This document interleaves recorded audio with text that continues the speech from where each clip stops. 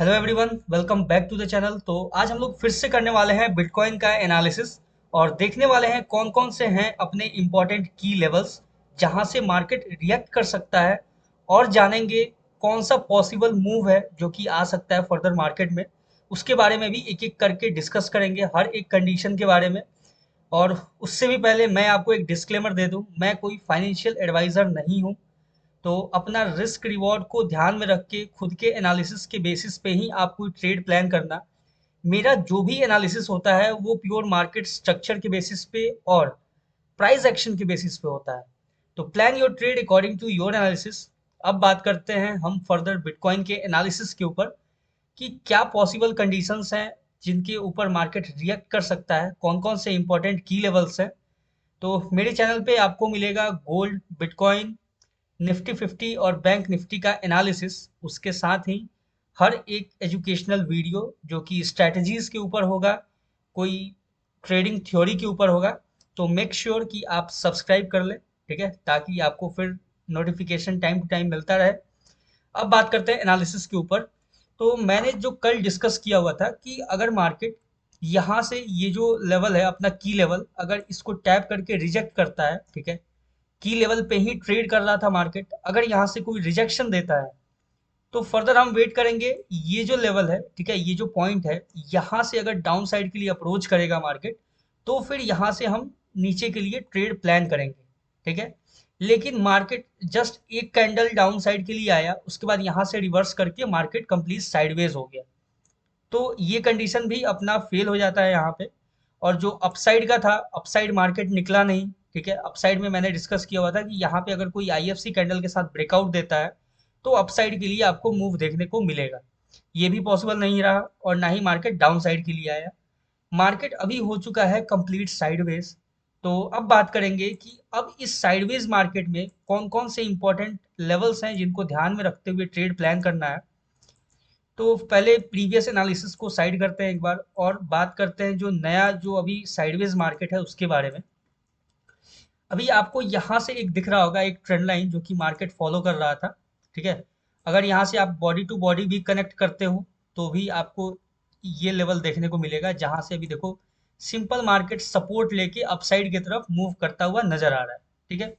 और अगर आप विग टू विग भी अगर लेते हो ना, यहाँ से देखो विग टू विग भी अगर आप कवर अप करते हो तो सेम आपको सेम लेवल के ऊपर यहाँ से मार्केट सपोर्ट लेता हुआ नजर आ रहा है, ठीक है। तो अभी फिलहाल के लिए हम लोग बॉडी को कंसीडर करते हैं।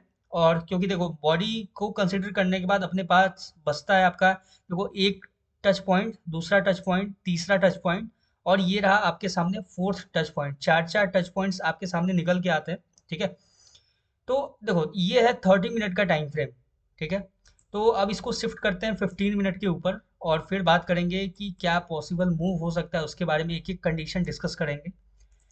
तो ये रहा आपके सामने 15 मिनट का चार्ट, ठीक है। और देख सकते हैं मार्केट कंप्लीट अभी साइडवेज है, ठीक है।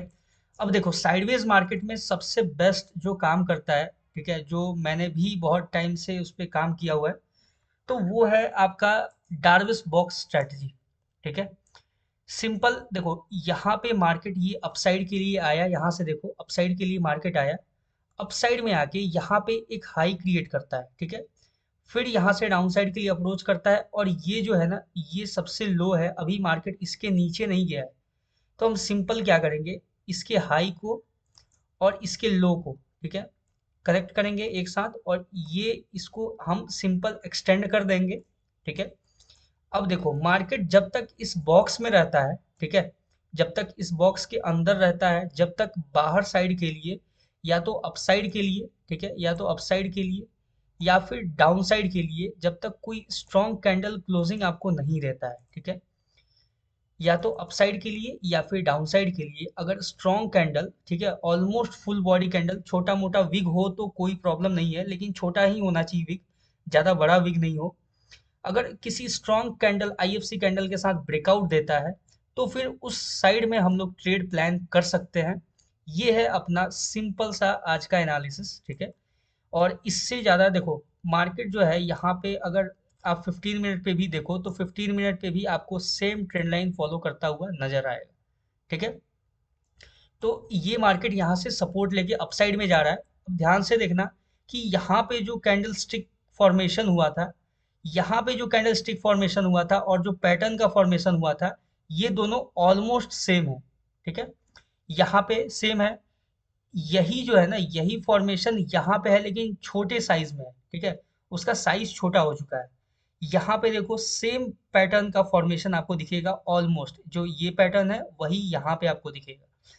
तो अभी जो मार्केट यहाँ पे सपोर्ट लेके वापस जा रहा है अपसाइड की तरफ में, अगर देखा जाए तो वहां पे कोई आपको वैसा सपोर्ट या फिर इस तरह का कोई स्ट्रक्चर नजर नहीं आता है।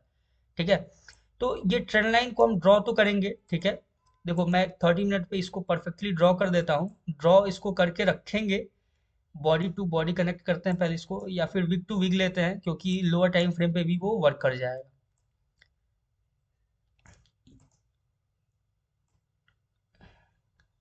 ये रहा अपना, देखो ये रहा परफेक्ट ट्रेंड लाइन। ठीक है, अभी मार्केट इस पे टैप नहीं किया है। ठीक है, जब एक्यूरेटली ड्रॉ करने के बाद फिर से चेक किया मैंने तो मेरे को लग ही रहा था कि कहीं ना कहीं ट्रेंड लाइन में मिस्टेक हो रहा है। अब देखो यहाँ पे मार्केट टैप नहीं किया है।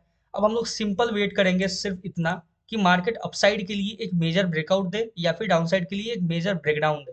ठीक है, जैसे ही मार्केट अगर इन केस अगर अपसाइड के लिए आपको ब्रेकआउट देखने को मिलता है, तो सिंपल आप देखोगे कि अगर देखो अपसाइड के लिए यहाँ पे ब्रेकआउट देखने को मिलता है, रीटेस्टिंग होने के बाद आपको ये लेवल देखने को मिलेगा मार्केट में। ठीक है, अपसाइड के लिए मिल सकता है। और डाउन साइड के लिए बात करेंगे तो डाउन साइड के लिए अगर ब्रेकडाउन होता है तो आपको ये लेवल, ठीक है, यहाँ तक कहीं ना कहीं आपको मार्केट में देखने को मिलेगा या फिर ये लेवल तक मार्केट अप्रोच कर सकता है। ठीक है, तो ये रहा अपना सिंपल सा एनालिसिस। ठीक है, ये जो लेवल है ना, ये आपको टैप होता हुआ दिख सकता है डाउन साइड के लिए, और अपसाइड के लिए ये जो लेवल है ये आपको टैप होता हुआ नजर आ सकता है।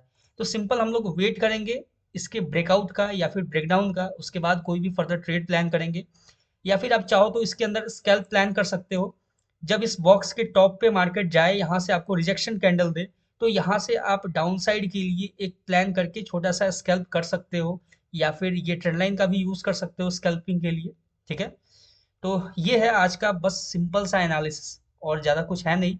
वीकेंड है तो मार्केट मोस्ट प्रोबेबली साइडवेज है। ठीक है, कल ट्रेंडिंग था, वीकेंड था तो आज मोस्ट प्रोबेबली है कि आज साइडवेज रहेगा शाम तक। ठीक है, लगभग 6-7 बजे तक, जब तक मार्केट ओपन नहीं होता है धीरे धीरे, जैसे ग्लोबल मार्केट का जो टाइमिंग होता है उस समय तक, तो तब तक मार्केट आपको साइडवेज दिख सकता है। शाम के 5 बजे के बाद या 6 बजे के बाद आपको एक अच्छा खासा इसमें मूव देखने को मिल सकता है।